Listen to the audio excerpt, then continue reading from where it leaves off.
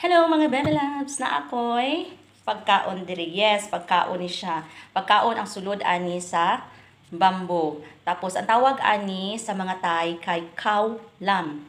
Thai coconut sticky rice in bamboo. So ginaako ani nila, bali gina-steam ni nila ba, ginasulod nila ang sticky rice ani nga templado na siya niya, gina-steam nila. Nakakauna ko ani before, tapos ang lasa niya kay murag kuan. Murag jud putumaya sa tuas Pinas sa mga nakakaunag koan putumaya. So ari open nato ha, as in buo pa gid siya nga bamboo nga gisulod. Apilo ni mo kaon ng iyahang koan ari sa bamboo nga nagpilit sa sticky rice. Lami jud siya.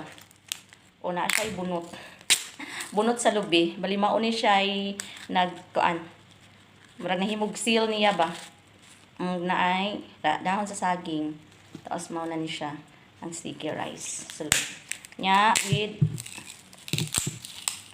mura ka nagpanit og saging. Ilaha baga man ni siya nga kuan nga bamboo, pero after nila i-steam ilahang sapsapan ang kilid katubong green niya. Nya mahimo na lang siya white tanan. Pagwag pa pud siya. Oh. Mura ra kung nagpanit og saging hari. Tapos na iyahang raisin. Gihatagan to amo ang Thai teacher sa iyang friend ra pod nga taga dito sa Tatom. Nga English teacher po niya. Pagkahuman gihatag pod niya sa amo kay ubay-ubay man ang gihatag. So ang lasa gyud niya mura gyud siya putumaya. Lami gyud siya. Apilo di mo kaon yung kuan sa bamboo. Kanang kanang white niya nga nag wicked. Lami gyud siya. Mura siya putumaya.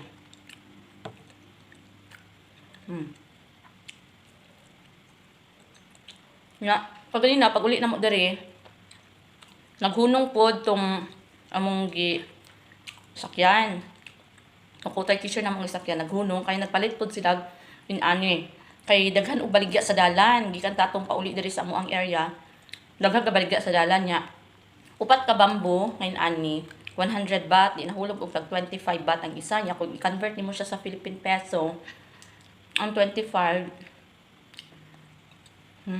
nasa sa mga 40 baht ang isa kong sa Pinas, pero worth it man siya kay 5 taon sa pagkuha pa lang aning bamboo, lisod na biya. Kami siya. So mao lang to siya, share lang nako ning about sa khao lam niya, Thai coconut sticky rice in bamboo nga worth it jud ang ihang price niya. Lami jud siya. So putumaya. Dili pud sila mga kuan mga diri, mga kakanin. Mga pilit, mga anak, giniling na pilit nga ginahimo nila mga kakanin, hilig pud kayo ang mga Thai ani. Bye.